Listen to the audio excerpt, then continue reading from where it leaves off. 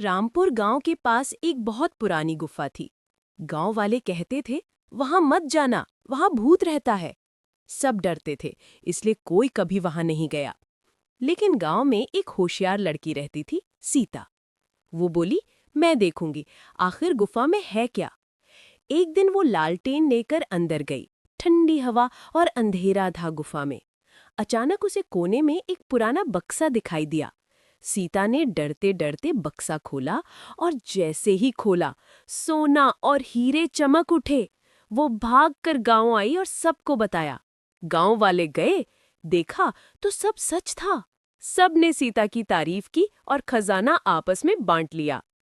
उस दिन से रामपुर गांव खुशियों और बहादुरी का प्रतीक बन गया।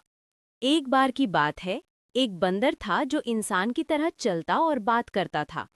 वो रोज गांव के बच्चों को पढ़ाई करने, सफाई रखने और पेड़ लगाने की सलाह देता था। शुरू में सब हंसते थे, अरे बोलने वाला बंदर।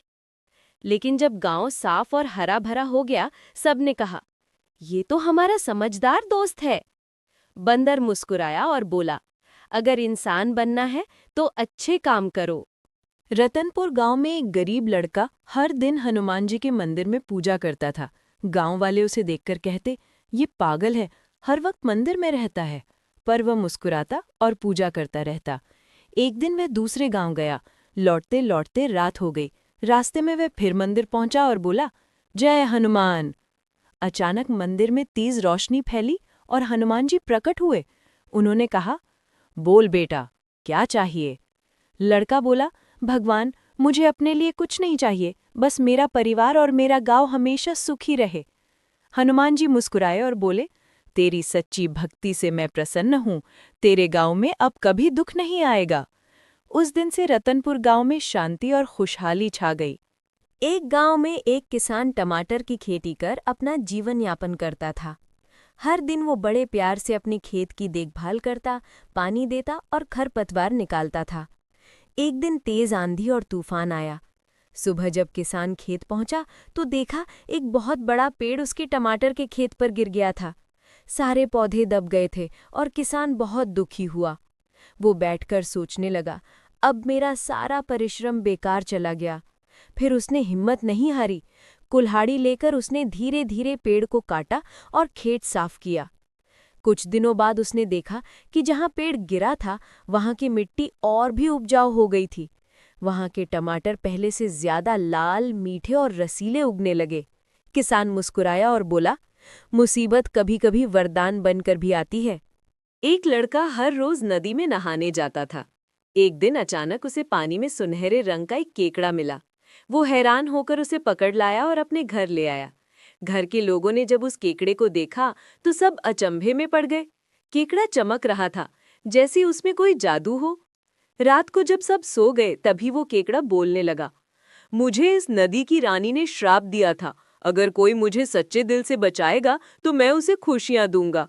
लड़का डरते हुए बोला, मैंने तो बस तुम्हें अच्छा समझकर घर लाया था। केकड़ा मुस्कुराया और बोला, तुम्हारा दिल साफ है, इसलिए मैं तुम्हें वरदान देता हूँ। अगले ही दिन लड़के के घर में सोने चांदी के सिक्के मिलने लगे और उनका घर सुख समृद्धि से भर गया। लेकिन लड़के ने कभी लालच नहीं किया।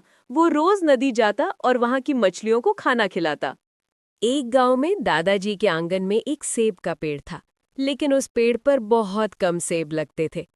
एक दिन दादाजी ने सोचा, क्यों ना मैं कोई दवाई डाल दूं ताकि ज्यादा सेब लगे।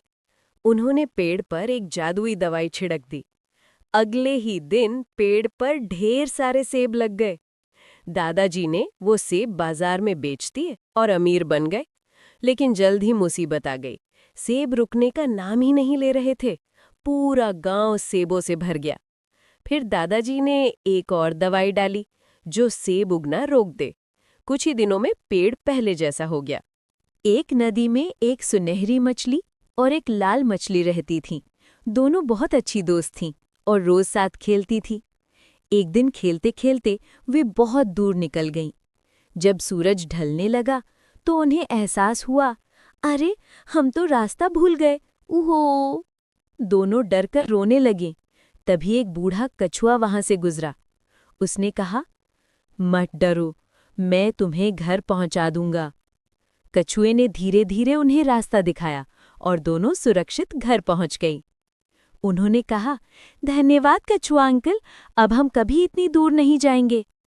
हमेशा संभल कर खेलो और बड़ों की बात मानो।